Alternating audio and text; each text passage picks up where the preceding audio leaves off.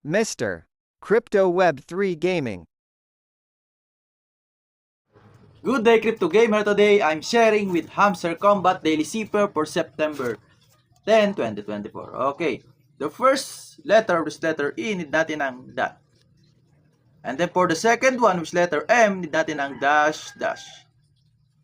And then for the third one, which letter O, need natin ang dash, dash, dash. Okay, and then for the fourth one, which letter T, need natin ang dash. And then for the fifth word, which letter I, need natin.